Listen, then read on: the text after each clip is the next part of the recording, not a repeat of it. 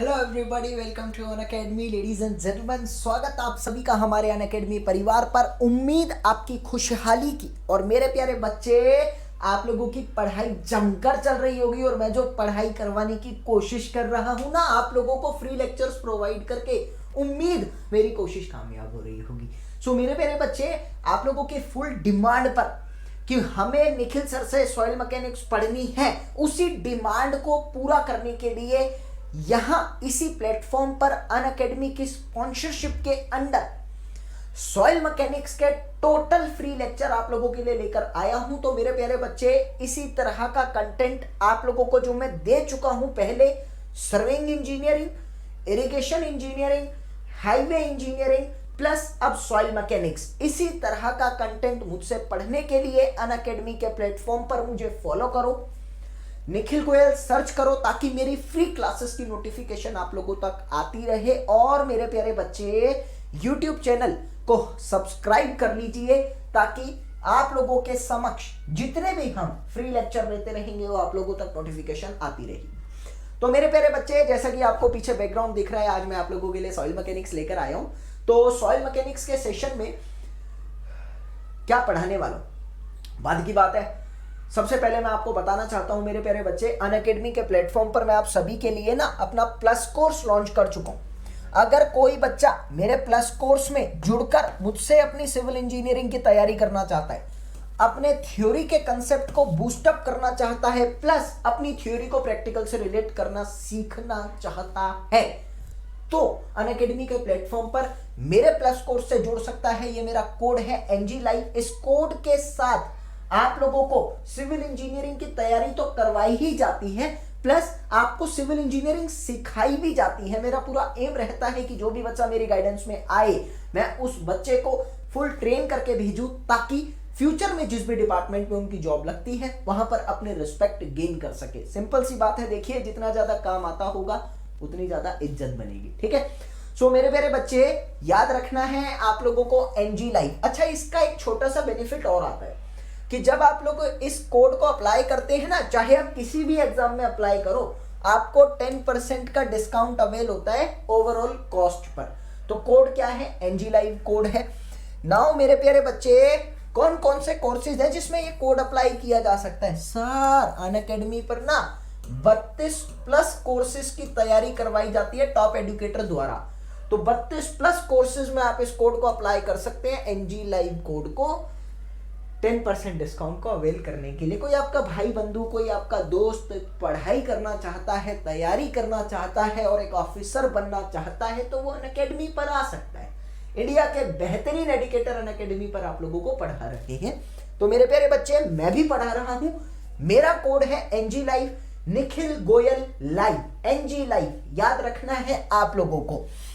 जब आप पेमेंट करेंगे ना मेरे प्यारे बच्चे, गेट सब्सक्रिप्शन पे क्लिक करने के बाद इस तरह का पेज खुलता है। तो जब आप इस तरह के पेज को देखेंगे तो यहां एक ऑप्शन आता है हैव अ रेफरल कोड का।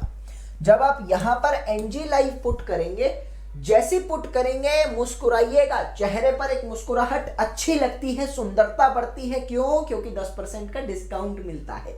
सर, एक साल की कॉस्ट 5400 रुपए पड़ती है। 5400 में क्या क्या मिलता है? सर, सब कुछ मिलता है जो तैयारी करने के लिए जरूरत होती है, कॉपी पेन को छोड़ के। कॉपी पेन के लिए पैसा मिलता है 10% ऑफ का। ठीक है। तो मेरे प्यारे बच्चे, NG लाइव कोड की महत्वता क्या है कि ये आपको लाइव लेक्चर देगा, लाइव डाउट सेशन देगा, हर क्लास की PDF देगा, प्लस लास्ट मिनट रिवीजन की स्ट्रेटजी भी देगा। मतलब आपका जिस दिन एग्जाम है उस दिन के लास्ट मिनट तक भी आप अपने टीचर से इंटरेक्ट कर सकते हो। फ्री टेस्ट सीरीज भी देता है। ये सब कुछ जो भी आप लोगों को तैयारी करने के लिए जरूरत होती है, वो सब कुछ आपको इस NG लाइव कोड से मिलता है। याद रखिए, NG लाइव कोड बेहतरीन कोड है। तो मेरे प्यारे बच्चे, अब बात आती है कि सॉइल मैकेनिक्स के सेशन में आप लोगों को सब कुछ पढ़ाया जाएगा। 15 से 20 लेक्चर की कोशिश करूंगा कि पूरी सॉइल मैकेनिक्स कंप्लीट कर दूं। और एक बात और, ये पेड कंटेंट है। Paid content in the sense, मैं अपने पेड वाले स्टूडेंट्स को इस एनर्जी से पढ़ाता हूं, इतने ढंग से पढ़ाता हूं। तो मेरी गुजारिश आप सभी से, वीडियो को शेयर करना मत भूलना, हर दोस्त तक वीडियो को पहुंचाना, क्योंकि मैं चाहता हूं देश में उन बच्चों तक वीडियो पहुंचे जो बच्चे पढ़ना चाहते हैं लेकिन पढ़ नहीं पाते। तो आप लोग मेरी मदद करिए इस छोटी सी चीज में और मैं आपकी मदद करूंगा आपकी तैयारी में। इसी तरह मदद करने से दोनों की गाड़ी आगे चलेगी और देश का भला होगा, बिकॉज देश है तो हमें, सिंपल सी बात है। ठीक है, तो चलिए मेरे प्यारे दोस्तों, सॉइल मैकेनिक्स के सेशन को स्टार्ट करते हैं और हम अपनी पढ़ाई को उम्दा तरीके से करते हैं। आगे की तरफ अभी हम स्टार्ट करते हैं। Now what is the flow index. मैंने आप लोगों को कल ही बताया था कि लिक्विड लिमिट की हेल्प से हम लोग करते क्या है, लिक्विड लिमिट कह रहा हूं मैं यहां पर, मैं कहूंगा एटरबर्ग कर्व की हेल्प से, एटरबर्ग कर्व की हेल्प से हम लोग क्या करते थे, एक कर्व बनाते थे that is known to be as the flow curve. और फ्लो कर्व का क्या हम लोगों ने ये कल ही पढ़ा था लास्ट टॉपिक, उसका स्लोप कहलाता है फ्लो इंडेक्स। ठीक है, अभी बात को क्लियर करने की कोशिश करना यहां से कि फ्लो इंडेक्स को हम लोग डिनोट करते थे IF से। क्या होता था, W2 माइनस W1 अपॉन में log of N2 upon N1। ये आप लोगों का फॉर्मूला रहता था। फ्लो कर्व कैसा नेचर शो करता था, यहां पर स्ट्रेट नेचर आपका फ्लो कर्व शो करता था। ये चीज आपको पता होनी चाहिए। नाउ लेडीज एंड जेंटलमैन, यहां पर बात आती है अभी आपकी प्लास्टिसिटी इंडेक्स की। प्लास्टिसिटी इंडेक्स क्या है? प्लास्टिसिटी इंडेक्स यहां पर मैं बताना चाहूंगा आप लोगों का होता है लिक्विड लिमिट माइनस में प्लास्टिक लिमिट, इन दोनों का जो डिफरेंस होता है वो आपको बताता है प्लास्टिसिटी इंडेक्स। बड़ी खास बात जो आपकी यहां पर आपको याद रखनी है, देखो मैं कुछ टेबल लिखवाता हूं। बफरिंग नहीं प्रिया, सब कुछ सही चल रहा है यहाँ पर, बफरिंग तो नहीं कहूंगा, थोड़ा समझने की कोशिश करना। जो आपका ग्रेवल और सैंड होता है, ग्रेवल और सैंड, ये मैंने बताया था आपको नॉन प्लास्टिक नेचर के होते हैं। उसके बाद प्यारे दोस्तों आपकी अगर सिल्ट की बात करूं तो सिल्ट का प्लास्टिसिटी इंडेक्स कितना होता है, ये क्या लिखवा रहा हूं मैं यहाँ पर, प्लास्टिसिटी इंडेक्स लिखवा रहा हूं। सिल्ट का प्लास्टिसिटी इंडेक्स आता है 10 से 15 के बीच। और अगर क्ले की मैं बात करता हूं तो क्ले कौन से वाली है यहाँ पर, एल्यूवियल सॉइल की क्ले। ये मैंने आप लोगों को कल ही डाटा क्लियर कराया है तो प्रॉब्लम नहीं होनी चाहिए। इसका होता है 15 से 100 के बीच। निशा शर्मा बहुत बढ़िया, आपने इसका आंसर करा। और उसके बाद मेरे पास आती है ब्लैक सॉइल की क्ले। ब्लैक सॉइल की क्ले का होता है 200 से 250 के बीच। याद रखना, काम आ सकता है। एक और टेबल यहाँ पर इंपॉर्टेंट बनता है आप लोगों का, मैं वैसे ही बता देता हूं कि generally SSC point of view से क्या इंपॉर्टेंट बनता है उसको क्लियर करेंगे हम लोग। यहाँ पर लिख रहा हूं कि अगर आपका plasticity index ladies and gentleman 0 है तो वो कैसी सॉइल है, वो आप लोगों की नॉन प्लास्टिक सॉइल आती है। ये कैसी है, नॉन प्लास्टिक सॉइल है। अगर आपका 0 से 7 के बीच में आता है, 0 से 7 के बीच, तो ये कैसी, लो प्लास्टिक है। 7 से 17 के बीच अगर प्लास्टिसिटी इंडेक्स रहता है तो उसको कहते हैं मीडियम प्लास्टिक। और अगर 17 से ज्यादा रहता है तो हाईली प्लास्टिक रहता है। तो आप दोनों टेबल को याद करके चलना, आपके काम आ सकती है। इसके बाद आता है लेडीज एंड जेंटलमैन यहाँ पर कंसिस्टेंसी इंडेक्स। कंसिस्टेंसी इंडेक्स को हम IC से डिनोट करते हैं। फॉर्मूला याद रखना, liquid limit minus natural water content upon में liquid limit minus plastic limit, यानी liquid limit minus natural water content upon में plasticity index is the formula of consistency index. और कंसिस्टेंसी इंडेक्स क्या बताता है आपको, कहीं ना कहीं आपकी स्टेबिलिटी का डाटा प्रोवाइड करता है। ये मैंने आपको कल ही बताया था। एक छोटी सी चीज बताता हूं यहाँ पर आपको। सपोज मैं कहता हूं आपका यहाँ पर वाटर कंटेंट लिक्विड लिमिट से ज्यादा हो गया, तो आप क्या कहोगे प्यारे दोस्तों कि आपका यहाँ पर लिक्विड स्टेट की तरफ मिट्टी आ गई। इस चीज को समझने की कोशिश करना। मैंने कहा वाटर कंटेंट जो है मिट्टी का वो लिक्विड लिमिट से ज्यादा, यानी लिक्विड स्टेट की तरफ आपकी मिट्टी चल रही है। और जब लिक्विड स्टेट की तरफ मिट्टी चली गई तो कंसिस्टेंसी कैसी हो गई, बिल्कुल खत्म। मैं कह सकता हूं यहाँ पर कि आपकी कंसिस्टेंसी जो है वो नेगेटिव की तरफ जाने की कोशिश करेगी। एक छोटी सी बात बताना चाहता हूं यहाँ पर आप लोगों को, मैं नोट करके लिखते रहिएगा साथ के साथ, कि आपके IC की वैल्यू जो है ये हमेशा 1 से छोटी रहती है और 0 के बराबर हो सकती है। क्लियर है? अभी बात आती है यहाँ पर कि आपकी IC जो है ये कैन नॉट बी नेगेटिव, ये कभी नेगेटिव हो ही नहीं सकती। इस बात का आप लोगों को ध्यान रखना है, ठीक है? ये आपका नेगेटिव कभी नहीं हो सकता। उसके बाद की अगर मैं बात करूं यहाँ पर प्यारे दोस्तों, तो IC की वैल्यू 0 कब होती है, जब आपका वाटर कंटेंट लिक्विड लिमिट के बराबर हो जाए तो आपकी कंसिस्टेंसी बिल्कुल 0 होती है। और आईसी मैक्सिमम कब होता है, जब आपकी वाटर कंटेंट 0 बन जाए। ये चीज आपको समझकर चलनी है, ठीक है। जब आपकी मिट्टी का वाटर कंटेंट 0 हो, यानी मैक्सिमम स्टेबिलिटी अटेन कर ले, तो मैक्सिमम स्टेबिलिटी कब अटेन करता है, यहाँ पर आईसी आपका मैक्सिमम होगा जब वाटर कंटेंट 0 होगा। ये चीज क्लियर करना। इसके बाद की मैं बात करूं तो देखिए टफनेस इंडेक्स आता है, it is denoted by IT and it's formula is IP upon IF। ये क्या है, प्लास्टिसिटी इंडेक्स है। ये क्या है, प्लास्टिसिटी इंडेक्स है। और ये क्या है, आपका फ्लो इंडेक्स है। ये चीज आपको ध्यान रखनी है। तो ये क्या बनता है आपका, यहाँ पर टफनेस इंडेक्स बनता है। टफनेस इंडेक्स से रिलेटेड क्वेश्चन आपके एग्जाम में आ सकता है, तो इसलिए आप इन चीजों को याद रखना। टफनेस इंडेक्स की वैल्यू याद रखना, कितने से कितने तक वेरी करती है, जनरली 0 से 3 के बीच, और आपके एग्जाम में ये आ सकता है, पूछा जा सकता है। फॉर्मूला भी इंपॉर्टेंट है और ये चीज भी इंपॉर्टेंट है, ठीक है। चलो अभी बात आती है प्यारे दोस्तों, यहाँ पर एक छोटा सा नोट करके नेक्स्ट पेज पे लिखवा देता हूं। नोट करके दूसरी बात आती है यहाँ कि अगर आपका टफनेस इंडेक्स 1 से कम हो जाता है तो मैं कहता हूं वो मिट्टी कैसी है।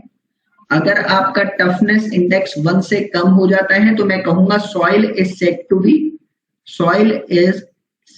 टू बी इजिली क्रशेबल, यानी उस मिट्टी को आप आसानी से क्रश कर सकते हो। तो वो चीज आपको ध्यान रखनी है, टफनेस नहीं है, पावर नहीं है। क्लियर है।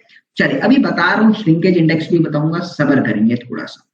आगे की तरफ मैं आता हूं, that is known to be as the shrinkage ratio. उससे पहले मैं आप लोगों को बताना चाहता हूं यहाँ पर श्रिंकेज इंडेक्स क्या होता है। श्रिंकेज इंडेक्स ये क्या होता है, देखिए मैंने आपको बताया था, आपके पास एटरबर्ग कर्व था और एटरबर्ग कर्व जो है कुछ इस तरह का निकल कर आता है। ये क्या था, श्रिंकेज लिमिट, प्लास्टिक लिमिट, और ये क्या था, लिक्विड लिमिट। इंडेक्स का मतलब क्या था, इंडेक्स का मतलब था इंटरवल। मैंने आपको बताई थी ये चीज और ध्यान में होनी चाहिए। इंडेक्स का मतलब होता था इंटरवल। तो इंटरवल क्या है श्रिंकेज लिमिट का, मैंने कहा यहां से प्यारे दोस्तों, इंटरवल का मतलब होता है बीच का गैप, ठीक है। लिक्विड इंडेक्स की बात करता है अगर, तो लिक्विड इंडेक्स होता है यहां पर आपका WL माइनस WP, यानी प्लास्टिसिटी इंडेक्स। श्रिंकेज इंडेक्स की मैं बात करूं तो आपका बनता है यहां पर WP minus WS। Shrinkage index का ये आपका फॉर्मूला होता है, IS से इसको हम डिनोट कर लेते हैं, ठीक है। अभी बात आती है श्रिंकेज रेशियो की। श्रिंकेज रेशियो क्या होता है, इंपॉर्टेंट चीज है, आप लोगों को क्लियर करनी है यहां से कि shrinkage ratio is defined as change in the volume V1 minus V2 upon में V1 when water content changes into 100। इस चीज को समझते हैं क्या बोल गया मैं यहाँ पर, it is denoted by R।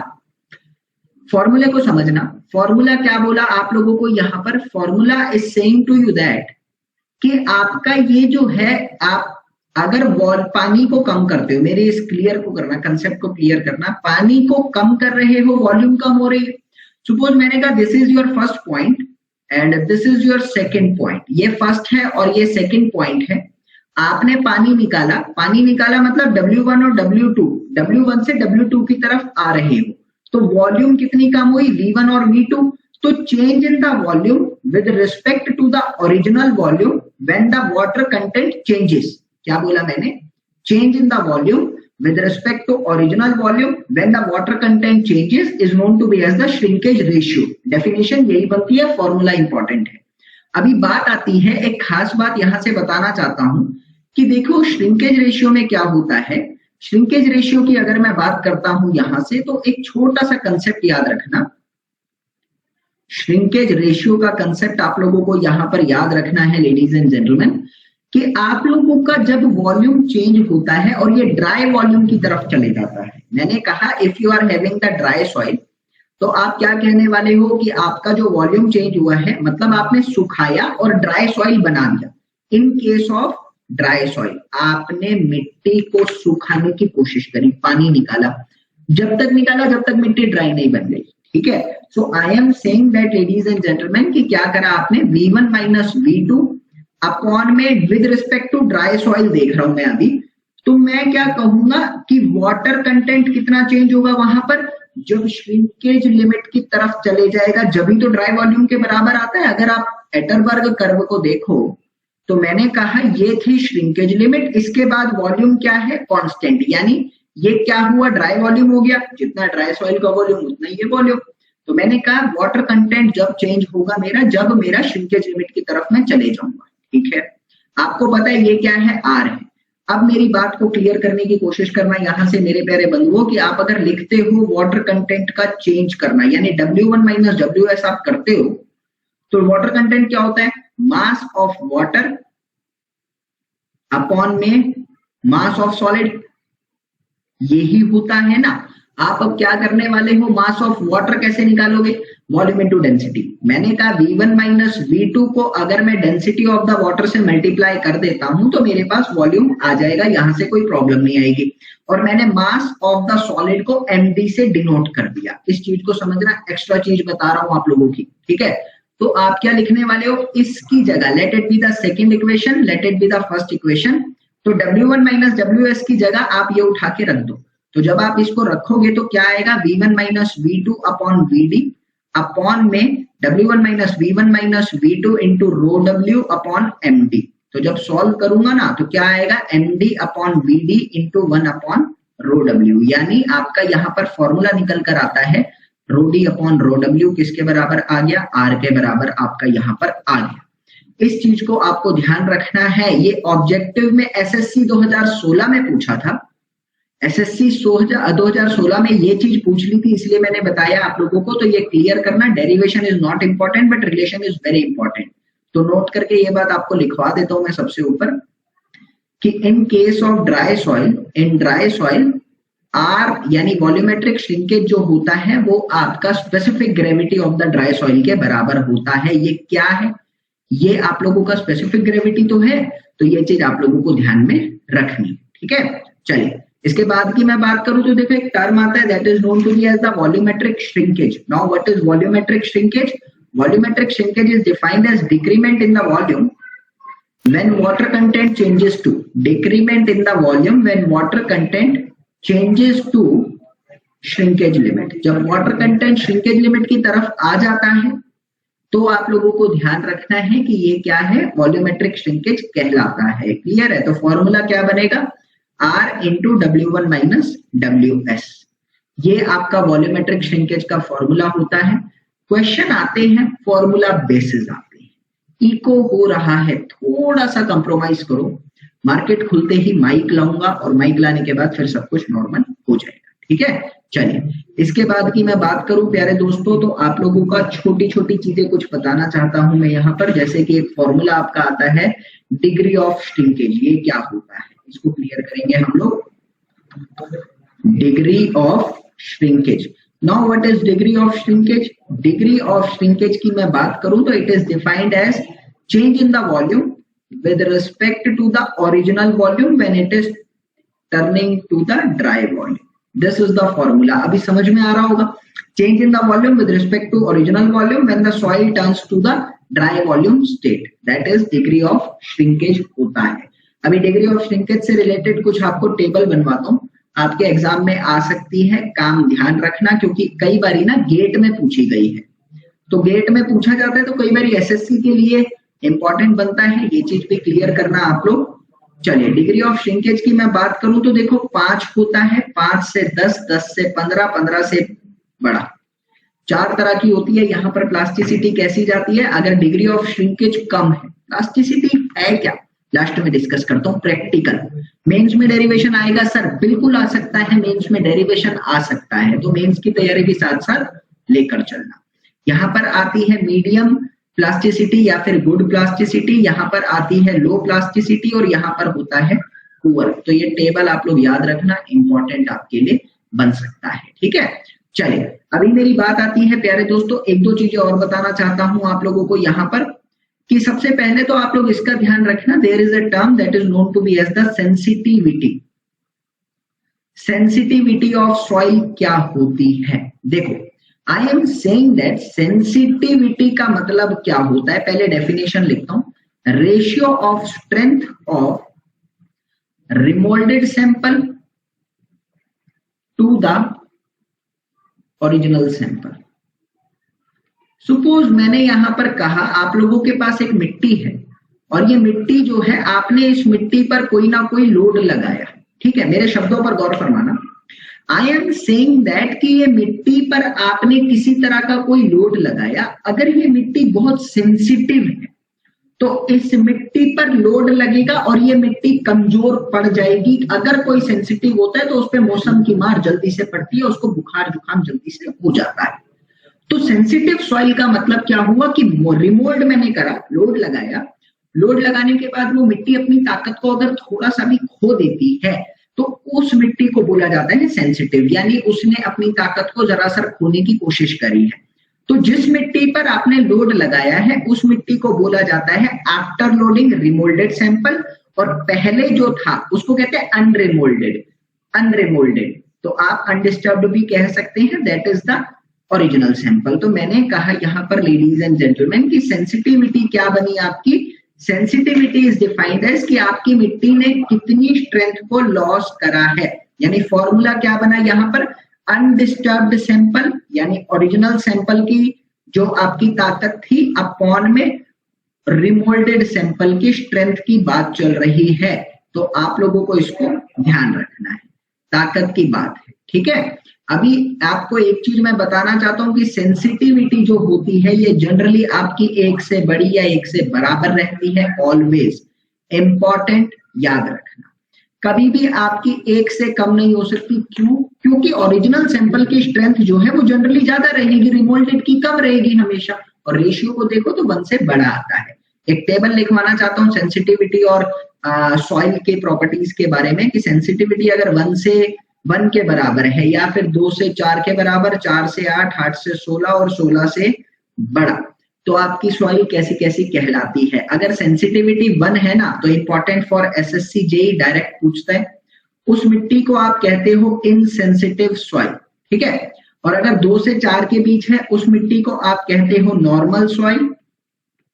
अगर आपकी मिट्टी की सेंसिटिविटी जो है देखो अक्षय पवार, ये वैल्यू कैसे आती है? ये वैल्यू डायरेक्ट आती है। आपके एग्जाम में क्वेश्चन आएगा कि जैसे कि if the sensitivity lies in the range of 1 then the soil is called, ऐसा बोला जाता है कि सेंसिटिविटी की मिनिमम वैल्यू कितनी हो सकती है, ऐसा पूछा जा सकता है। दुर्गेश भाटी, अपना डाउट जो है वो ऊपर क्वेश्चन करके लिख दो ताकि हम लोगों को समझ आ जाएगा। क्वेश्चन करके अपना डाउट ऊपर लिख दो, ठीक है। 4 से 8 के बीच रहती है तो आती है थोड़ी और एक्स्ट्रा, उसके बाद आती है हाईली या फिर एक्सट्रीम सेंसिटिव सॉइल। ये चीज रखना। सर ड्राई वॉल्यूम तक श्रिंकेज रेशियो निकालेंगे तो डिनोमिनेटर में वीडी की जगह V1 लेंगे ना? हाँ, अगर आप श्रिंकेज रेशियो, श्रिंकेज लिमिट तक निकालते हो, श्रिंकेज लिमिट से थोड़ी सी ज्यादा वैल्यू तक निकालते हो या श्रिंकेज लिमिट तक निकालते हो तो V1 लोगे। अगर श्रिंकेज लिमिट से पीछे आ जाते हो यानी उससे भी कम करते हो तो VD लेना, ठीक है, क्योंकि कांस्टेंट हो जाती है वॉल्यूम। सेंसिटिविटी की डेफिनेशन गलत लिखी वर्ड्स वाली, अरे उल्टा लिखा, ये होता है अनडिस्टर्ब, ऐसा नहीं, 1 अपॉन में रेशियो ऑफ, अब ठीक है, 1 अपॉन में ratio of remoulded to the original, यानी उल्टा हो गया। चलो ये हाँ इन शॉर्ट रटना है, सिंपल सी बात है। चले रीना परिहार, पहले ये तो हमारी पुरानी स्टूडेंट है। चलिए अनअकैडमी पर पहली बार आपको मिला बट मुझे हो गई है, ये मेरी 4th 5वीं क्लास है अनअकैडमी पर। आगे की तरफ चलते हैं। एक छोटी सी प्रॉपर्टी आती है that is known to be as the thixotropy. अभी थिक्सोट्रॉपी क्या होता है, मेरी बात को समझना। होता क्या है कि आपकी जो मिट्टी है उस पर आपने लोड लगाया, मिट्टी पर लोड लगाने के बाद मिट्टी ने अपनी ताकत को खोने की कोशिश करी, यानी उसके मॉलिक्यूल्स आपस में कुछ ना कुछ अरेंजमेंट को शो कर रही हैं। जैसे ही मिट्टी के पार्टिकल्स कुछ ना कुछ अरेंजमेंट को शो करेंगे, आपको पता है लॉस हो रहा है स्ट्रेंथ का। क्या जैसे ही लोड हटाओगे मिट्टी अपनी ताकत को गेन करने की कोशिश नहीं करेगी? जाहिर सी बात है, तुम लोगों पर वजन था, तुम लोग लोड पर झेल रहे थे, लोड हटाने के बाद तुमको एक हल्कापन महसूस होता है और तुम्हारे अंदर एक एनर्जी आती है अपने आप नेचुरली।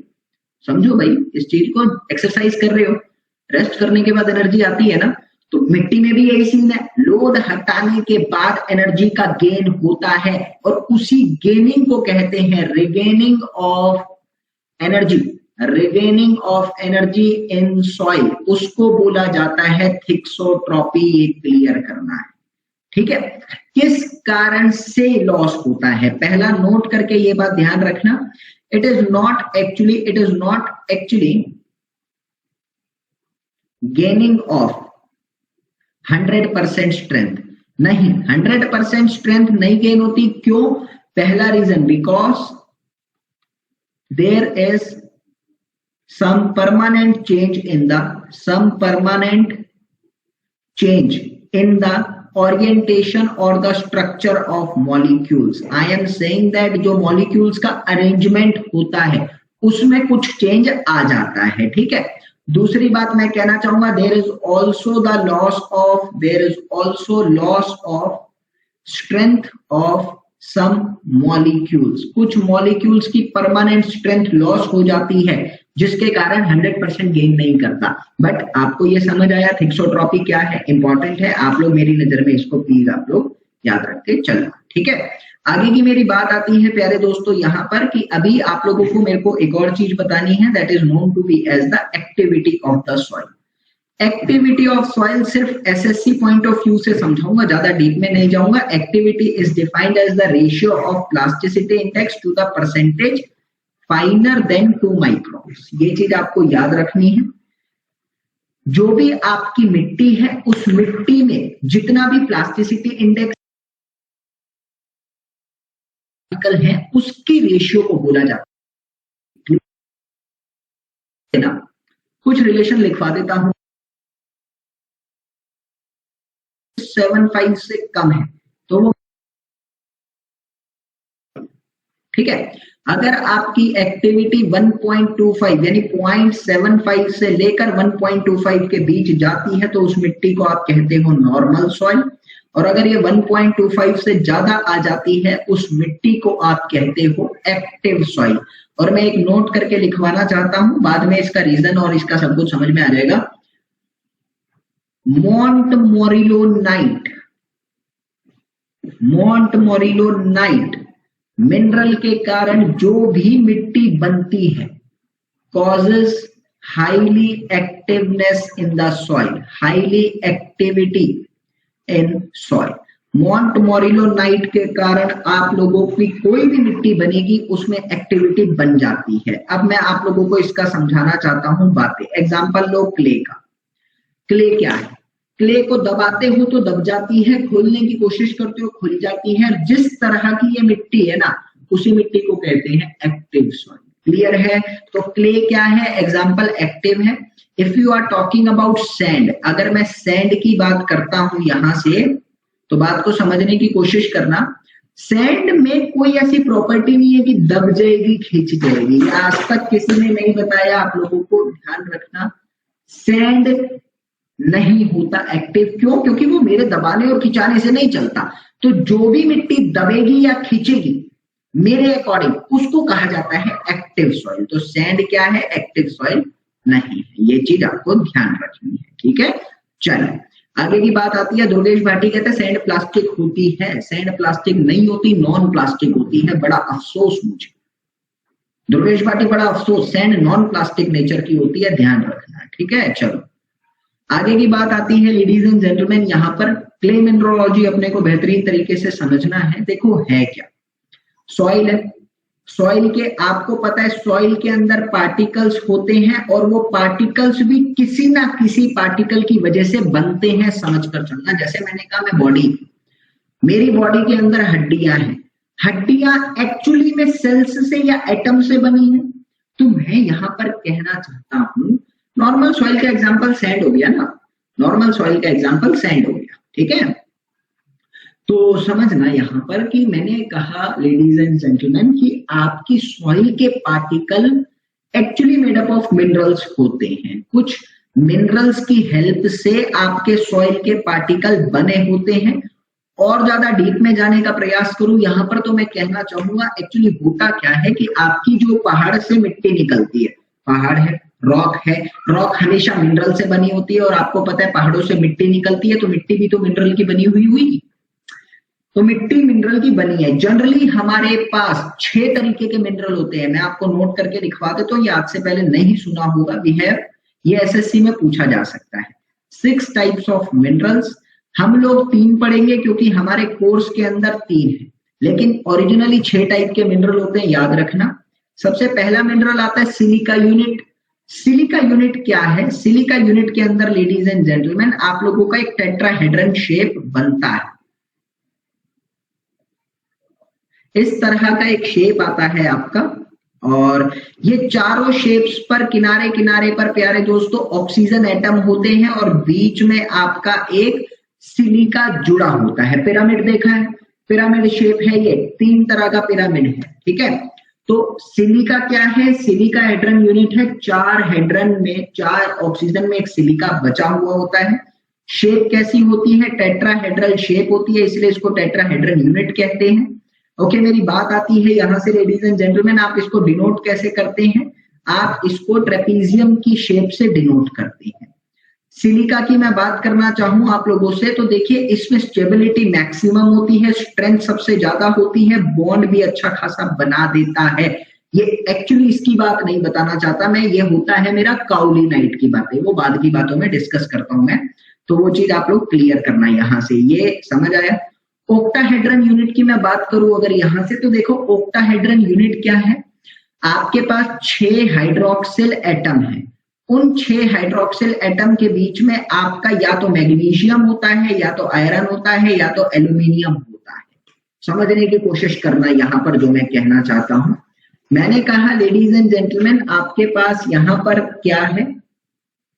आपके पास यहां पर 6 हाइड्रोक्सिल एटम है। 6 हाइड्रोक्सिल एटम आपस में ओक्टाहेड्रल शेप में अरेंज होते हैं, और उनके बीच में होता क्या है? उनके बीच में आप लोगों का ये ओक्टाहेड्रल शेप कुछ इस तरीके की होती है आपकी। आप लोग इंटरनेट पे सर्च करना तो ज्यादा समझ में आ जाएगा आप लोगों का। हर किनारे पर इस तरह की शेप है, ये बीच का भूल जाओ। हर किनारे पर एक हाइड्रोक्सिल एटम होता है, ठीक है। इस हाइड्रोक्सिल एटम की मैं बात करूं तो इसके बीच में या तो आप लोगों का एल्यूमिनियम होगा, या आयरन होगा, या तो मैग्नीशियम होगा। अगर एल्यूमिनियम प्रेजेंट होता है तो आप उसको कहते हो प्यारे दोस्तों गिब्साइट। एसएससी इंपॉर्टेंट, आपसे पूछा जा सकता है, if aluminium is present in the octahedral unit then it is said to be the gibbsite. अगर आयरन प्रेजेंट है तो आप उसको कहते हो प्यारे दोस्तों फेराइट। अगर मैग्नीशियम प्रेजेंट है तो आप उसको कहते हो ब्रूसाइट। ये आपको याद रखना है, खास बात है, क्लियर करना बहुत जरूरी बातें हैं, ठीक है। चलिए, ये आपको याद रखना है। आगे की अगर मैं बात करना चाहूं, देखो तो 3 तरह के मेरे जनरल मिनरल्स पढ़ने हैं मुझे। एक होता है मेरा काउलिनाइट, एक होता है मेरा मोंटमोरिलोनाइट, और एक होता है मेरे पास आइलाइट। यहां पर मैं ये 3 आप लोगों को बहुत डिटेल में नहीं पढ़ाऊंगा, सिर्फ उतना पढ़ाऊंगा जितना एसएससी के लिए काम आता है, लेकिन आपको समझ में अच्छे से आ जाएगा, ये गारंटी है आप लोगों से। अभी बात करते हैं लेडीज एंड जेंटलमैन यहां पर कि आप लोग जब अपनी सिलिका यूनिट के बारे में समझ लिया था ना, चलो ये जो आप लोगों की प्रॉपर्टी दिखा रहा हूं मैं यहाँ पर, ये प्रॉपर्टी ये एक्चुअली में आपकी काउलिनाइट की प्रॉपर्टी। ये अभी काउलिनाइट के बारे में हम पढ़ रहे हैं, डायग्राम की हेल्प से समझाने की कोशिश करता हूं। ये देखो, ये आपको पिक्चर दिख रही है यहाँ पर, ये है आपका काउलिनाइट। काउलिनाइट में क्या होता है? एक आपका टेट्राहेड्रन होता है और एक आपका ओक्टाहेड्रन होता है। ये भी लिख लेना यहाँ पर। ओक्टाहेड्रन को हम लोग रेक्टेंगल से डिनोट करते हैं, और ओक्टाहेड्रन यूनिट पे नेट चार्ज कितना होता है ये भी याद रखना। बच्चों ने अभी बताया था, मैं भूल गया था, क्लियर कर लो। -1 का नेट चार्ज यहाँ पर बचता है। संदेश का स्वागत करते हैं चैनल पर। अभी क्लियर करना, देखो है क्या ये जो है काउलिनाइट यूनिट है, ये एक ओक्टाहेड्रन और एक सिलिका यूनिट की हेल्प से बनाई जाती है। एल्यूमिनियम इसके अंदर चार्ज होता है, तो मैं क्या नाम देने वाला हूं? गिब्साइट का नाम जनरली यहां पर दे देता हूं, ठीक है। तो मैंने कहा कि एक ओक्टाहेड्रन और एक सिलिका जो है ये आपस में एक यूनिट बनाते हैं। ये क्या है आपकी? ये है 1 यूनिट, और 1 यूनिट की हेल्प से अलग अलग यूनिट आपस में मिलके एक पूरा का पूरा मिनरल बना देती है, एक परत बना देती है। और एक परत का मतलब होता है एक पूरा मॉलिक्यूल बना दिया। समझ में आया? एक मॉलिक्यूल बना ऑक्टाहेड्रन और सिलिका की मदद से, और मॉलिक्यूल आपस में जुड़ते हैं तो एक पार्टिकल बना देते हैं। क्लियर करने की कोशिश करना। अभी मैं यहाँ पर कहना चाहता हूं मेरे प्यारे बंधुओं, इंपॉर्टेंट बातें हैं, काम में लेना, कि जो आपकी इसकी काओलिनाइट की एक यूनिट है, इस एक यूनिट की थिकनेस कितनी है? 7 एंगस्ट्रॉम है। 1 एंगस्ट्रॉम के अंदर 10⁻⁻10 मीटर होता है, याद रखना है। दूसरी बात कहना चाहता हूं, जो ओवरऑल थिकनेस होती है, डायग्राम समझ लिया। अब बात आती है कि एक चीज और बता देता हूं, उसके बाद ज्यादा क्लियर होगा। ये हमेशा जो भी 2 यूनिट है, ये हमेशा हाइड्रोजन बॉन्डिंग की मदद से ही जुड़ते हैं, और हाइड्रोजन बॉन्डिंग बड़ा स्ट्रॉन्ग बॉन्ड है। लिख लो ये बात, हाइड्रोजन बॉन्डिंग क्या है? बड़ा स्ट्रॉन्ग बॉन्ड है, और हाइड्रोजन बॉन्डिंग की वजह से जुड़ेंगे तो स्ट्रॉन्ग निकल कर आएगा। विकास फलाहारी आपका सेशन क्लियर करूंगा, थोड़ा सबर करेंगे। यहां पर मैं बात करता हूं, जब स्ट्रॉन्ग बॉन्ड है तो स्ट्रेंथ भी अच्छी खासी आएगी, स्टेबिलिटी भी अच्छी खासी आएगी, क्योंकि हाइड्रोजन बॉन्ड प्रेजेंट है। जब स्टेबिलिटी ज्यादा है तो एक्टिविटी कम हो जाएगी, यानी अपनी शेप को चेंज नहीं करेगा। मैं कहूंगा प्लास्टिसिटी कम हो गई, यानी एक्टिविटी कम है। और एक्टिविटी कितनी होती है? याद रखनी है, 0.4 से 0.5 याद रखनी है। पार्टिकल का साइज, पूरे पार्टिकल का साइज कितना वेरी कर जाता है? याद रखना है आप लोगों को, 500 से 1000 एंगस्ट्रॉम के बीच पार्टिकल का साइज वेरी कर जाता है। ठीक है, ये मिनिमम श्रिंकेज शो करेगा क्योंकि मिनिमम एक्टिव है। Activities directly proportional to shrinkage होता है, याद रखना। एग्जांपल है आपका चाइना की। चलिए अगली प्रॉपर्टी आती है मॉन्ट मोरिलोनाइट की। मॉन्ट मोरिलोनाइट की मैं बात करता हूं यहां से, तो मॉन्ट मोरिलोनाइट का पहले स्ट्रक्चर पढ़ते हैं। ये आपको फिगर में दिख रहा है। होता क्या है, 2 सिलिका यूनिट के बीच में एक ऑक्टाहेड्रन यूनिट सैंडविच होती है, दबी होती है। कौन से बॉन्ड से जुड़ा होता है ये मैं कहना चाहूंगा लेडीज एंड जेंटलमैन, ये कौन सा बॉन्ड होता है? That is only the water bond. तो कौन सा बॉन्ड है ये? कौन से बॉन्ड से जुड़ा है ये? कौन सा बॉन्ड है? मैं कहना चाहूंगा इसको कहते हैं वाटर बॉन्ड या फिर वीक बॉन्ड। इसको कहते हैं वाटर बॉन्ड या फिर वीक बॉन्ड। ठीक है, अब क्लियर करना यहां से, जब ये बॉन्ड बड़ा बेकार है तो ये फैल भी जाएगा, दब भी जाएगा, अपना वजूद नहीं रखेगा। जब फैलेगा दबेगा तो एक्टिविटी ज्यादा, यानी मैक्सिमम एक्टिविटी जाती है कितनी? 1 से 7। इसलिए लिखवाया था कि मॉन्ट मोरिलोनाइट हाईली एक्टिव होता है। ठीक है, स्ट्रेंथ बड़ी कम, स्टेबिलिटी बड़ी कम। पार्टिकल का साइज कितना? 30 एंगस्ट्रॉम तक जा सकता है। पार्टिकल का साइज 30 एंगस्ट्रॉम तक जा सकता है। एक लेयर की मैं बात करूं अगर, तो नोट करके ये बात आप लोग रख लेना अपने दिमाग में। एक लेयर की थिकनेस कितनी होती है? एक लेयर की थिकनेस आपके 10 एंगस्ट्रॉम के बराबर होती है। क्लियर करना, ठीक है, काम की बात है। अब तीसरी बात में मैं बोलना चाहता हूं, तीसरा आपका आता है यहां पर आईलाइट। तीसरा आता है आईलाइट मिनरल। आईलाइट मिनरल क्या है? I am saying that it is similar to montmorillonite. Montmorillonite के जैसा पार्टिकल है, बिल्कुल भाई है उसका। फर्क क्या है? भाई है, कौन सा भाई है? बड़ा भाई है। बड़ा भाई बोले तो राम है, राम है तो मर्यादित है, मर्यादित है तो अपने आप में सुगठित है। ठीक है, जान के ये चीज मैंने बोली क्योंकि आप लोगों को समझाना चाहता हूं। देखो होता क्या है, इसके अंदर आपका वाटर बॉन्ड था, इसके अंदर आपका वाटर बॉन्ड नहीं आता, आयनिक बॉन्ड आ जाता है। आयनिक बॉन्ड का मतलब क्या होता है कि एक्चुअली में इसके बीच में आयंस का एक्सचेंजेबल कैटेगरी की टर्म्स में चीजें आती। आयंस का एक्सचेंज होता है। आयंस का एक्सचेंज का मतलब, ये कैटायन बॉन्ड का मतलब ही आयनिक बॉन्ड है। आयंस का एक्सचेंज होता है। गेट के अंदर क्वेश्चन पूछा गया था 2017 और 2018 के अंदर कि पोटेशियम आयन या एल्यूमिनियम आयन या मैग्नीशियम आयन, प्यारे दोस्तों, कौन से बॉन्ड में स्टेबिलिटी प्रोवाइड करते हैं, कौन से मिनरल में देते हैं? आईलाइट। जब भी आयंस की बात आएगी आपको आईलाइट की तरफ भागना है। एक्टिविटी मिनिमम तो नहीं कहूंगा, मॉडरेट सी रहती है। पार्टिकल का साइज सेम, 1 पार्टिकल का साइज कितना? 10 एंगस्ट्रॉम। जो उसके लिए डाटा था ना, सेम है, बस इसमें आयनिक बॉन्ड आ जाता है और कुछ नहीं है। एग्जाम्पल याद रखना, टेल्कम पाउडर, एल्यूवियल सॉइल इसके एग्जाम्पल बनकर आते हैं। ठीक है, चलो अब मैं आपको कुछ बातें लिखवा देता हूँ, एक्टिविटी की टर्म्स में कुछ बातें अगर लिखना चाहो यहाँ पर। सबसे ज्यादा एक्टिव कौन सा होता है? Montmorillonite. सबसे ज्यादा एक्टिव कौन है प्यारे दोस्तों? यहाँ पर मॉन्ट मोरिलो नाइट। फिगर से आप देख सकते हैं इसकी एक्टिविटी 1 से 7, 0.4 से 0.5, और सबसे कम कौन सा जा रहा है आपका? आई लाइट। ठीक है, चलो उसके बाद क्या होता है आपका? आई लाइट आ जाता है, और उसके बाद आपका आता है काउली नाइट। ये चीजें आप लोगों को याद रखनी है। ठीक है, अभी सबसे ज्यादा श्रिंकेज कौन शो करता है? श्रिंकेज या फिर स्वेलिंग। आपको एक चीज याद रखनी है, एग्जाम में एसएससी में डायरेक्ट पूछता है, is directly proportional to the activity. जितनी ज्यादा एक्टिविटी होगी उतनी ज्यादा श्रिंकेज और स्वेलिंग शो करेगा।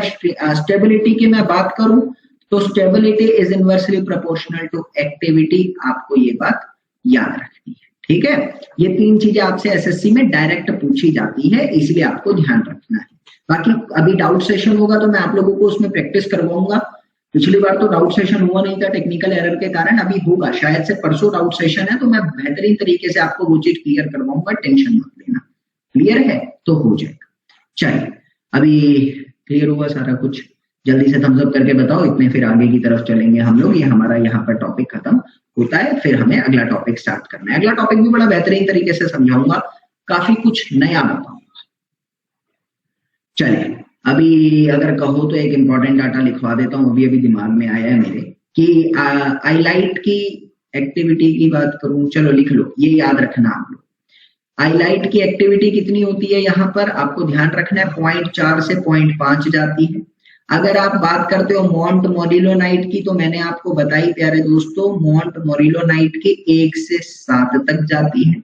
और अगर आप बात करते हो काउली नाइट की तो 0.4 से 0.5 जाती है। एक इंपॉर्टेंट एसएससी में क्वेश्चन आ गया था, ईयर याद नहीं है, कि कैल्शियम मॉन्ट मोरिलो नाइट की एक्टिविटी कितनी होती है। कैल्शियम मॉन्ट मोरिलो नाइट की एक्टिविटी आपको याद रखनी है 1.5 होती है। क्वेश्चन आ गया था इसलिए मैंने ये आप लोगों को लिखवा दिया। ठीक है, चलो नहीं गलत है, 1.5 होती है। तानुपाल 4 से 5 जो होती है, लिख लो ये बात भी, 4 से 7 नॉन मॉन्ट मोरिलोनाइट मिनरल्स की रहती है। नॉन मॉन्ट मोरिलोनाइट मिनरल्स की एक्टिविटी रहती है 4 से 7 तक। क्लियर है? चलिए ये चीज क्लियर करना।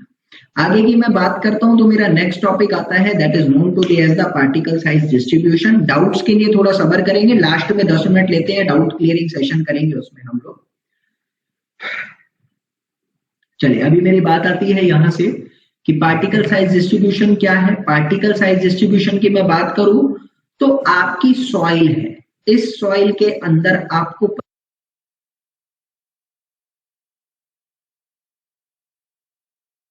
भी मीडियम पार्टिकल भी है। ये 3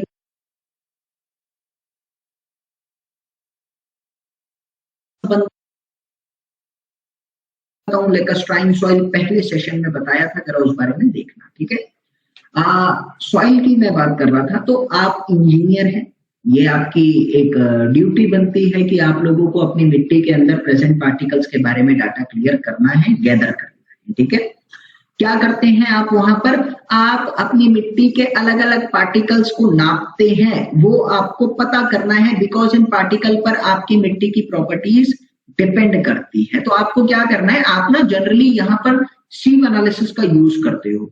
तो मैंने कहा 2 तरह की एनालिसिस होती है, एक होती है आपकी सीव एनालिसिस, एक होती है सेडिमेंटेशन एनालिसिस। पहले मैं सीव एनालिसिस को डिस्क्राइब करूंगा, फिर मैं सेडिमेंटेशन को डिस्क्राइब करूंगा। सीव एनालिसिस में क्या करते हैं, जो छलनी दिख रही है पिक्चर के अंदर, ऐसे ऐसे हम छलनी को अरेंज करते हैं, और ये छलनी जो होती है प्यारे दोस्तों ऊपर से नीचे की तरफ आती है। सबसे बड़ी जो होती है वो ऊपर लगती है, और सबसे छोटी जो होती है वो आप लोगों की नीचे लगती है। ये बात आप लोगों को ध्यान में रखनी है। ठीक है, अब इसके बेसिस पर मैं आपको कुछ बताता हूं यहाँ पर कि आपकी जो ये छलनी होती है, इस छलनी का क्या इंपॉर्टेंस बनता है, यहाँ पर उस चीज को क्लियर करेंगे कि छलनी वाली जो एनालिसिस है वो आप कोर्स सॉइल के लिए यूज करते हो, जिसका पार्टिकल का साइज 75 माइक्रोन से बड़ा होता है। और जो सेडिमेंटेशन एनालिसिस है, इसको हम ड्राई और वेट एनालिसिस भी कहते हैं, जिसका साइज 75 माइक्रोन से कम होता है, उसके लिए हम वेट एनालिसिस का यूज करते हैं। ठीक है, तो मैं अब आप लोगों को सीव एनालिसिस बताने वाला हूँ, इसको समझकर चलना। देखिए सीव एनालिसिस मैंने समझाया कि आप लोग पार्टिकल्स को अरेंज करते हैं, 75 माइक्रोन से बड़े होनी चाहिए, यानी आपका पार्टिकल 75 माइक्रोन पर रिटेन कर जाना चाहिए, 75 माइक्रोन से छोटा नहीं होना चाहिए। आगे की बात याद रखेंगे यहाँ से प्यारे दोस्तों कि आप लोगों को ये बात और क्लियर करनी है कि एक्चुअली में क्या होता है यहाँ पर कि आप जब इसको यूज करते हैं तो दो कैटेगरी डिवाइड करते हैं, एक होती है आपकी फाइन और एक होती है आपकी ग्रेवल फ्रैक्शन। जब आपके पार्टिकल का साइज 4.75 mm से बड़ा होता है तो ग्रेवल, और जब आपके पार्टिकल का साइज 4.75 mm से छोटा या उसके बराबर होता है तो आप कहते हो वो फाइन फ्रैक्शन की कैटेगरी में आ गया है। ठीक है, ये चीज आप लोगों को क्लियर करनी है। अब एक्चुअली यहां से क्या समझाना चाहता हूं मैं आप लोगों को ग्रेवल फ्रैक्शन और आप लोगों को फाइन फ्रैक्शन की चीजें बताता हूं। ग्रेवल फ्रैक्शन के अंदर क्या है, करनी सीव एनालिसिस ही है। सीव एनालिसिस करने से पहले मैं आपको एक चीज बताता हूँ, छोटी सी चीज अभी अभी दिमाग में आई है, ये मैंने लिखवाया भी नहीं। एक होता है सीव नंबर, एक होता है सीव का साइज। ये क्या होता है, मैंने कहा भैया ये आपकी छलनी है और ये छलनी के अंदर आपने क्या कर रखा है, ये आपके कुछ इस तरीके के छेद रहते हैं। मैंने कहा ये आपका 1 इंच का एरिया है, ये क्या है आप लोगों का 1 इंच बाय 1 इंच का एरिया है, 1 बाय 1 इंच का एरिया है। इस इंच के एरिया के अंदर जितने भी होल्स हैं, number of holes in 1 by 1 inch, square inch कह लो, उसके अंदर जितने भी नंबर ऑफ होल्स हैं उसको आप लोग कहते हो सीव नंबर। ठीक है, और ओपनिंग या फिर मैं कहना चाहूंगा साइज ऑफ 1 होल, एक होल का जो साइज रहता है उसको आप लोग कहते हो सीव साइज। ठीक है, ये चीज आपको क्लियर करनी है। सीव नंबर की मैं बात करूं तो देखो कुछ खास इंपॉर्टेंट बातें आप लोगों को दिमाग में रखनी है। पहला क्या आता है कि सीव नंबर आपका कहां से कहां तक वेरी करता है। हम लोग कहेंगे यहाँ पर कि जनरली मैक्सिमम जो होता है वो सीव नंबर नहीं, सीव साइज की बात करता हूं पहले। मैक्सिमम जो होता है वो 100 mm तक अवेलेबल है और मिनिमम कितना सीव साइज है, 45 माइक्रोन्स। इंडिया के अंदर आप कौन सा यूज करते हैं, मैं कहूंगा 75 माइक्रोन्स आपका मिनिमम माना जाता है, इससे कम को यूज नहीं करते।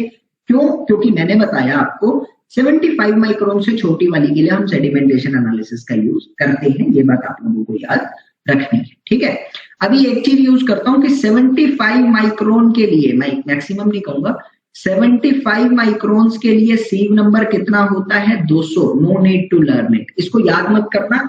एक छोटा सा एग्जांपल दिया है, हर सीव के लिए अपने अपने जनरली नंबर्स होते हैं। एक बार एसएससी में आया था लेकिन गलती से आ गया था, अब नहीं आएगा किसी भी हालत में, क्योंकि आपको पता है वहां पर बहुत सारे नंबर है, किस किस का याद करोगे, नहीं। तो we should not have to learn all the numbers, we should have to clear the concept, बस जो लिखवा रहा हूं उतना याद करना। ये चीज क्लियर हुई। आगे की बात करूं तो ग्रेवल फ्रैक्शन की मैं बात करता हूं। सबसे पहले मेरी बात आती है प्यारे दोस्तों कि ग्रेवल फ्रैक्शन में कौन सा साइज जो होना चाहिए वो 4.75 से बड़ा रहता है, ये मैंने आपको बताया।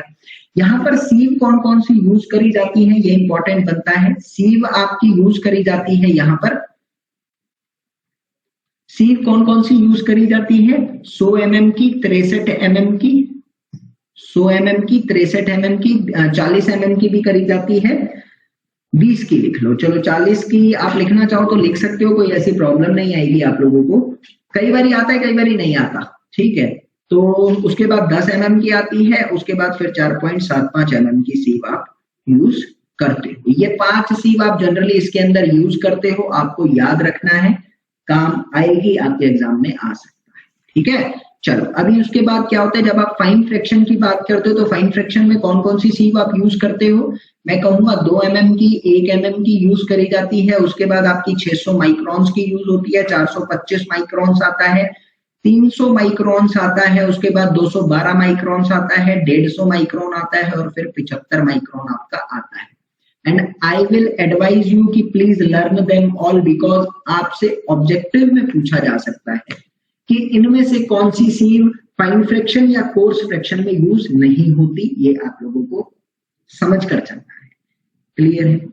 चलो अभी मेरी बात आती है, यहाँ कुछ इंपॉर्टेंट फैक्ट आपके क्या बनते हैं यहाँ कुछ इंपॉर्टेंट फैक्ट आपके बनते हैं कि जो आप सीविंग करते हो, जो भी आप यहाँ पर सीविंग कर रहे हो प्यारे दोस्तों, ये सीविंग एक्चुअली में कितने टाइम के लिए करी जाती है आपको याद रखना है। ये सीविंग आपकी 10 मिनट के लिए परफॉर्म करी जाती है। उसके बाद की अगर मैं बात करता हूं आप लोगों से, तो इस चीज को भी क्लियर करते हुए चलना।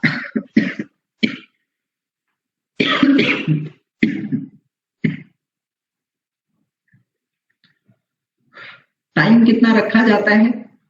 10 मिनट का। किसी तरह भी कर सकते हो, या तो मशीन से कर सकते हो या हाथ से कर सकते हो, कैसे भी करो 10 मिनट तो करना ही है। आईएस कोड कौन सा यूज होता है? Important SSC point of view से आईएस कोड जो होता है वो होता है आईएस 460/1962। ये जो आप सीव का अरेंजमेंट बताते हो, सीव अरेंजमेंट एंड साइज जो भी आप बताते हो, वो आप लोगों को याद रखना है, आपके एग्जाम में ना पूछता है जनरली, ठीक है। इसके बाद की अगर मैं बात करना चाहूं प्यारे दोस्तों, तो सीव एनालिसिस के बेसिस पर आप करते क्या हो? सीव एनालिसिस के बेसिस पर अतानुपाल ये फाइन का है, अभी पढ़ते हैं उसके बारे में भी। सीव एनालिसिस के बेसिस पर जनरली प्यारे दोस्तों आप पार्टिकल की फाइननेस को कैलकुलेट करते हो। पार्टिकल की फाइननेस कैसे कैलकुलेट होती है? सपोज मैंने कहा आपने 4 तरीके की सीव यूज करी, 100 mm करी, 63 mm करी, उसके बाद 20 mm करी, 10 mm करी और 4.75 mm करी। और आपने ये क्या है? ये mm है, सारे के सारे साइज है।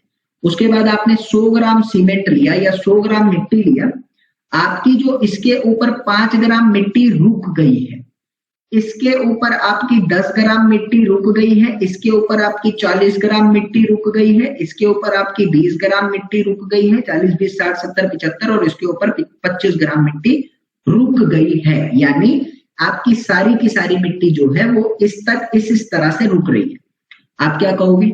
आप कहोगे प्यारे दोस्तों कि यहाँ पर अगर फाइननेस कैलकुलेट करना है तो मैं क्या कहता हूं, मैं फाइननेस परसेंटेज फाइनर की टर्म्स में करता हूं।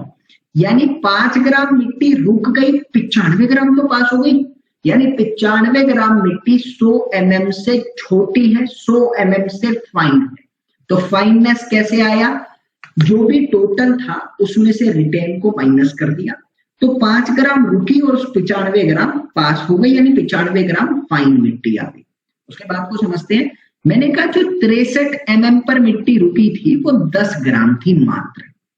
जो मिट्टी 63 ग्राम पर रुक गई यानी उसका साइज 63 ग्राम से बड़ा है। मेरे इस कथन पर जरा गौर फरमाना। तो जो 63 mm से बड़ा साइज है वो 10 ग्राम है। जो ये 5 ग्राम था ऊपर का, क्या ये 63 से बड़ा नहीं है? बड़ा है। क्यों? क्योंकि ये तो 100 mm से भी बड़ा है और 100 mm 63 mm से बड़ा होता है। तो 63 mm से कितना ग्राम बड़ा है? मैंने कहा टोटल 15 ग्राम साइज बड़ा है, यानी फाइन कितना है? 85%। समझ आया कैसे निकाल रहा हूं? सिमिलरली जब 20 mm की तरफ जाऊंगा तो क्या होगा? 40 तो है, 10 और 15 भी है, यानी 65 है टोटल, तो 35% फाइनर है। उसके बाद आप लोगों का यहाँ पर आ जाएगा 15% फाइनर है, और उसके बाद आपका सारा का सारा मिट्टी रुक गया, यानी इससे कोई भी फाइनर आपका है ही नहीं। इंपॉर्टेंट है, पार्टिकल फाइननेस आप यहां से कैलकुलेट करते हो और पार्टिकल परसेंटेज फाइनर इस तरह से कैलकुलेट करी जाती है। आप लोगों को इसका कंसेप्ट समझने की जरूरत है, इंपॉर्टेंट है, ठीक है। चलिए आगे की मैं बात करूं यहां से, तो बात आती है मेरी लेडीज एंड जेंटलमैन इसके बाद कि अभी इसके बाद पार्टिकल साइज डिस्ट्रीब्यूशन कर्व की मैंने बताई थी कि क्या होता है कि ना आप पार्टिकल का साइज निकालते हो। इसके बारे में बाद में बात करता हूं मैं। चलिए इसके बारे में बाद में बात करता हूं मैं, पहले फाइन एनालिसिस बता देता हूं। फाइन एनालिसिस क्या होती है? फाइन एनालिसिस में मैंने बताया कि साइज जनरली आपका 75 माइक्रोन से छोटा या उसके बराबर रहता है, और हम इसको वेट एनालिसिस के नाम से भी जानते हैं, ठीक है। क्यों? क्योंकि इसमें पानी का यूज करते हैं, गीला चलता है। सेडिमेंटेशन एनालिसिस में हम स्टोक्स लॉ का यूज करते हैं। स्टोक्स लॉ क्या कहता है कि कोई भी मिट्टी का पार्टिकल है पानी के अंदर जाता है अगर, तो वो कांस्टेंट वेलोसिटी से गिरता है, उस वेलोसिटी को बोला जाता है टर्मिनल वेलोसिटी। एक बात नजर में आती है, शब्दों पर गौर फरमाना होता है और शब्द की बहुत महत्वता होती है यहाँ पर, कि टर्मिनल का मतलब होता है एंड पॉइंट, यानी लास्ट में चला गया, और वेलोसिटी जिससे वो एंड में गिर रहा है उसको कहा जाता है terminal velocity.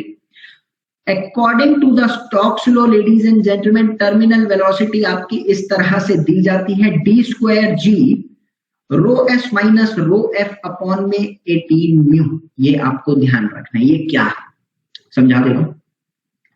d is the size of particle, जो भी आपका पार्टिकल का साइज है वो आपको याद रखना है।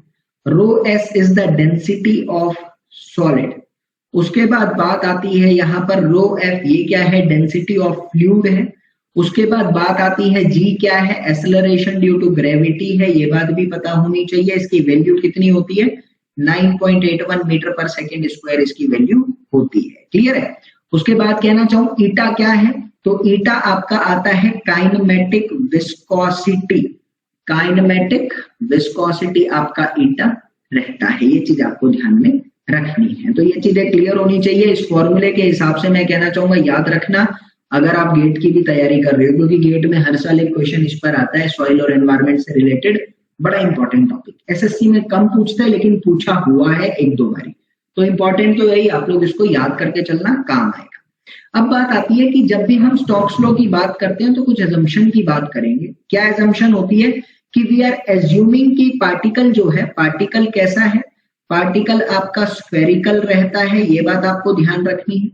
दूसरी चीज जो आपका मीडियम रहता है वो कैसा होता है, इनफाइनाइट होता है। ये इसका मतलब क्या है अभी समझाऊंगा, थोड़ा सब्र करेंगे। तीसरी चीज हम लोग कहते हैं प्यारे दोस्तों यहाँ पर कि जो आपके पार्टिकल पर एक्सेलरेशन लगती है वो 0 लगती है, ऐसा एज्यूम्ड है।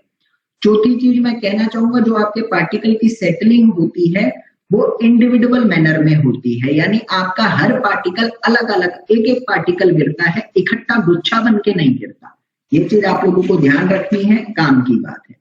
आप लोगों को मैं इसकी लिमिटेशन बताता हूं कि हमारी डिसएडवांटेज है ये। देखो डायनामिक विस्कोसिटी होगा, आपका फॉर्मूला अगर मैं देखता हूं, एक मिनट, हाँ ये डायनामिक है, सॉरी ये डायनामिक विस्कोसिटी है according to the formula, dynamic viscosity. ठीक है, तो इस चीज का क्लियर करना, कोई बात नहीं, हो जाती है चीजें। ठीक है। टर्मिनल वेलोसिटी में ड्रैग फोर्स भी कंसीडर होते हैं, बिल्कुल होते हैं, टर्मिनल वेलोसिटी में ड्रैग फोर्स कंसीडर होते हैं। और दुर्गेश भाटी एक क्वेश्चन पूछा है तो उस चीज को जरा क्लियर करना। अभी एक चीज बताऊंगा यहाँ पर कि पार्टिकल स्फेरिकल है ऐसा मानकर चला, बट ये गलत है। पार्टिकल्स जनरली आपके एंगुलर भी होते हैं, फ्लैकी भी होते हैं, हर तरह का पार्टिकल होता है, तो सिर्फ स्फेरिकल नहीं होता। दूसरी चीज, मीडियम आपका इनफाइनाइट का मतलब क्या होता है उसको समझकर चलना। अगर आप एक समुद्र के अंदर हो, मैंने कहा समुद्र के अंदर हो, ठीक बीचों बीच समुद्र है, आपके कई कोसों दूर तक पानी, कई कोसों दूर तक पानी, पानी ही पानी। लेकिन जब आप जार की बात करते हो, एक कंटेनर है, कंटेनर में पानी, अगर ये पार्टिकल बीच में है तो इसके लिए ये इनफाइनाइट मीडियम का काम कर रहा है, दूर दूर तक मीडियम है। लेकिन अगर ये पार्टिकल किनारे पर आता है तो इसके साथ में वॉल आ चुकी है, और वॉल की वजह से एक्चुअली में इस पर रेजिस्टेंस लगता है। वो रेजिस्टेंस क्या कहलाता है, वो रेजिस्टेंस एक्चुअली कहलाता है ड्रैग फोर्स। क्लियर आ रहा है कि नहीं आ रहा? तो आपने मेरे से पूछा दुर्गेश भाटी कि ड्रैग फोर्स कंसीडर होता है, हम क्या करते हैं स्टोक्स लॉ में कंसीडर कर नहीं रहे, लेकिन असली में लगता है, तो प्रैक्टिकली लगता है, थ्योरेटिकली नहीं लगता, इस चीज को समझना। दूसरी बात, ये इसीलिए लिमिटेशन में आया कि मीडियम फाइनाइट है, ये क्लियर होना चाहिए, इंपॉर्टेंट बात है। तीसरी चीज मैं आपको बताना चाहता हूं कि सेटलिंग जो होती है एक्चुअली में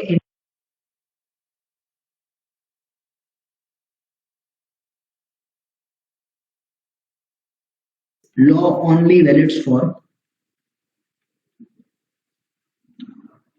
0.2 माइक्रोन्स। इंपॉर्टेंट है कि ये जो है ये कितने तक वैलिड रहता है, ये साइज इंपॉर्टेंट है, ये सिर्फ और सिर्फ आपका 0.2 माइक्रोन से लेकर 0.2 mm तक ही रहता है। इंपॉर्टेंट डाटा, ठीक है। उसके बाद की अगर मैं बात करूं क्यों, तो इसको अब क्लियर करना, यहां से जो मैं बताना चाहता हूं आप लोगों को कि if size is greater than 0.2 mm, तो वो क्या करता है, वो आपके मीडियम के अंदर टर्बुलेंस कॉज कर देगा। टर्बुलेंस क्या करेगी, डिस्टर्ब करेगी सेटलिंग में, डिस्टर्बिंग इन सेटलिंग, आपकी सेटलिंग में दिक्कत करती है। और अगर आपका साइज यहाँ पर 2 माइक्रोन से कम यानी 0.2 इससे माइक्रोन से कम है तो वो ब्राउनियन मोशन शो करेगा। ब्राउनियन मोशन क्या होता है? ब्राउनियन मोशन आप लोगों का सिर्फ और सिर्फ जिगजैग मोशन होता है, और जिगजैग मोशन का मतलब क्या आता है यहाँ से कि वो सेटल नहीं होगा। ये चीज आपको ध्यान रखनी है, ठीक है? तो ये क्लियर होना चाहिए यहाँ से। इसके बाद की अगर मैं बात करता हूँ तो हम दो तरीके से अपनी सेडिमेंटेशन एनालिसिस को करते हैं। एक होती है मेरी पिपेट एनालिसिस, एक होती है मेरी यहाँ से हाइड्रोमीटर एनालिसिस, ठीक है? तो हम बेस्ट कौन सा मानते हैं? हाइड्रोमीटर एनालिसिस को ज्यादा प्रेफर करा जाता है, ये ज्यादा अच्छी होती है लेबोरेटरी के केस में। लेकिन केसेस में हम लोगों को सिर्फ यही पढ़ना है क्योंकि एसएससी जेई के सिलेबस में जो क्वेश्चन आने के चांस है वो यहाँ से बनते हैं ज्यादा, जो वहां से बनता है बताऊंगा। तो चलिए पिपेट एनालिसिस को समझते हैं। होता क्या है पिपेट एनालिसिस में? पहली बात तो ये जो आपको दिख रहा है ऊपर, ये है आपका पिपेट, इसको कहते हैं पिपेट। पिपेट की वॉल्यूम कितनी होती है? 10 ml। आपको याद रखना है पिपेट की वॉल्यूम कितनी है? 10 ml होती है। आप क्या करते हो? आपने एक सॉल्यूशन बनाया, सॉल्यूशन बनाने के बाद प्यारे दोस्तों आप अपने पिपेट की हेल्प से उठाते हो 10 ml का वॉल्यूम, मतलब 10 ml का सस्पेंशन उठाते हो। देखिए ब्राउनियन मोशन में कभी भी पार्टिकल सेटल नहीं होगा, ये बात नहीं कहूंगा। अगर सिर्फ ब्राउनियन मोशन है तो कभी भी सेटल नहीं होगा, लेकिन ग्रेविटी लगती है जिसके कारण सेटल हो सकता है, लेकिन सिर्फ ब्राउनियन में कभी नहीं होता। इस पे ध्यान देना। आपने क्या करा? आपने 10 ml वॉल्यूम को रख दिया और अलग अलग टाइम इंटरवल पर आपने, ये चीज समझना, आपने ये सैंपल बनाया। इस सैंपल पर करा क्या प्यारे दोस्तों? आपने अपना सैंपल बनाया और अलग अलग टाइम इंटरवल पर यानी 30 second, 1 minute, 2 minute, 4 minute, 8 minute और 15 मिनट पर इस पिपेट की हेल्प से 10-10 ml का आपने वॉल्यूम कलेक्ट करा और उस 10-10 ml वॉल्यूम की आपने क्या करी? यहाँ से डेंसिटी या फिर पार्टिकल डिस्ट्रीब्यूशन करने का कोशिश करा। मेरी बात को समझने की कोशिश करना। 10-10 ml आप लेते हो, 10-10 ml को आप ओवन ड्राई करते हो और फिर उसका पार्टिकल डिस्ट्रीब्यूशन करते हो with the help of some technical devices as well as experiment, उनका फिर पार्टिकल डिस्ट्रीब्यूशन करा जाता है। ये चीज समझ आ रही है आप लोगों को कि बेसिक एम क्या है? ये क्लियर होना चाहिए, ठीक है? तो अभी आपको ये चीज क्लियर होगी कि पार्टिकल डिस्ट्रीब्यूशन जो है हम इस तरह से करते हैं। ये टाइम इंटरवल इंपॉर्टेंट है, 2 बारी आप लोग इसको पढ़ने की कोशिश करना, मैं कहूंगा लर्न कर लेना क्योंकि पूछा जाता है। फिर आप उसको अलग अलग वेरियस मेथड से पार्टिकल साइज डिस्ट्रीब्यूशन करते हो, कितने कितने किस साइज के पार्टिकल प्रेजेंट है। सिमिलरली मैं एक चीज कहना चाहता हूं, यहाँ पर कुछ इंपॉर्टेंट बातें मुझे लिखवानी थी आप लोगों के लिए कि आप ये जो करते हो इसमें क्या होता है। मैंने अभी थोड़ी देर पहले आपको लिखवाया कि पार्टिकल ग्रुप्स में जाते हैं, मैंने ये चीज लिखवाया कि पार्टिकल ग्रुप्स में जाते हैं। तो अगर ग्रुप्स में चले गए, पार्टिकल ग्रुप्स में सेटल हो गए, तो मेरे प्यारे दोस्तों जनरली वहां पर आपको दिक्कत, इंडियन आप लेट आते हो, 12 बजे क्लास होती है, ये दूसरी बार है आप लेट आए हो, तो 12 बजे बना करो। इस चीज को समझना, मैंने कहा आपको कि यहाँ पर लेडीज एंड जेंटलमैन आपका ग्रुप्स को अलग करने के लिए हम क्या करते हैं, इसमें डीफ्लोकुलेटिंग एजेंट को मिलाते हैं। डीफ्लोकुलेटिंग एजेंट का यूज करते हैं ताकि आपका ग्रुप्स ना हो, to avoid formation of groups, ठीक है? इस चीज को क्लियर करना। अभी बात आती है यहाँ पर वो कौन कौन सी होती है। सबसे पहला होता है सोडियम हेक्सामेटाफॉस्फेट। अभी आप लोगों को ना ये मैं कल डिटेल में पढ़ाऊंगा, अभी नाम बताता हूँ। सोडियम हेक्सामेटाफॉस्फेट डीफ्लोकुलेटिंग एजेंट का नाम है, आपको याद रखना है। सोडियम पॉलीफॉस्फेट आपको ध्यान रखना है यहाँ पर। सोडियम ट्राइफॉस्फेट कह सकते हो, ये आपको याद रखना है। उसके बाद आपको ध्यान रखना है सोडियम ऑक्सालेट। ये 4 नाम आपको याद रखने हैं, वैसे 7-8 होते हैं लेकिन आपको ये याद रखने हैं। और कौन सा कोड यूज होता है, ये सारे डीफ्लोकुलेटिंग एजेंट कौन से कोड के अकॉर्डिंग चलते हैं, IS 2720 के अकॉर्डिंग हम इसको यूज करते हैं। ये चीज आपको क्लियर करनी है। अब टाइम यही समाप्त होता है, इसलिए बाकी की चीजें हम कल डिस्कस करते हैं आप लोगों के साथ। और विकास फलाहारी का क्वेश्चन था, नॉर्मल फील्ड की सॉइल क्या अनडिस्टर्ब्ड होती है ऑलवेज? हाँ, नॉर्मल फील्ड की सॉइल जो है वो हमेशा अनडिस्टर्ब नहीं होती। क्यों? क्योंकि हम लोग उस पर चलते हैं। हम लोग जब चलते हैं तो उसकी स्ट्रेंथ में वेरिएशन आने के चांस होते हैं। लेकिन फलाहारी में एक बात कहना चाहता हूं आपको कि अगर आप नॉर्मल सॉइल की बात करते हो, जैसे समझकर चलना, ये नॉर्मल सॉइल एक धरती है, ये मेरी, आपने धरती के कुछ 3 मीटर की डेप्थ पर देखा, इस चीज को समझना। ये 3 मीटर की डेप्थ पर आपका कांस्टेंट स्ट्रेस लगता है, तो कांस्टेंट स्ट्रेस लगने की वजह से मैं कहूंगा ये जो मिट्टी है इसके नीचे की, ये मेरा अनडिस्टर्ब्ड हो सकती है, तो मैं ये बात कहना चाहता हूं। लेकिन जब मैं खोदता हूं तो ये मिट्टी भी डिस्टर्ब्ड हो जाती है, तो अनडिस्टर्ब्ड एक आइडियल केस होता है मेरा, इसको क्लियर करना, ठीक है। दूसरा क्वेश्चन यहां पर आया था, activity is not clear, please explain it once. Akshay Pawar सुनते हैं दोबारा। एक्टिविटी क्या है?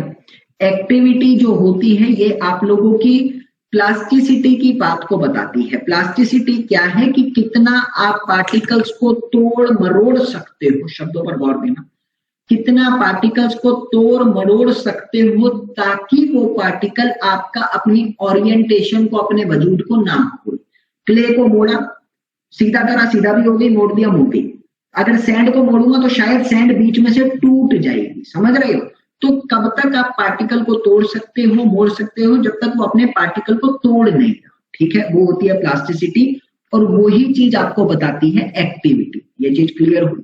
चले, अभी बात आती है एक्टिविटी कैसे स्वेलिंग रिलेटेड है, एक बार रिपीट कर दीजिए। एक्टिविटी अभी मैंने बताया, शुभादेव भट्टाचार्य जी, ये चीज आपको समझना। हाँ, स्पेशल क्लास में और कुछ शुरू करूंगा मैं। स्पेशल क्लास में बहुत बेहतरीन सेशन जाने वाला है आप लोगों का, ये चीज दिमाग में रखना। और आज नहीं होगा आपका स्पेशल क्लास, एक्चुअली अनअकैडमी से कुछ कॉल आया था जिसके कारण थोड़ी सी प्रॉब्लम हो सकती है उस टाइम पर, इसलिए आज नहीं होगा, कल होगा आपका स्पेशल क्लास, ठीक है। स्पेशल क्लास आपका कल होगा।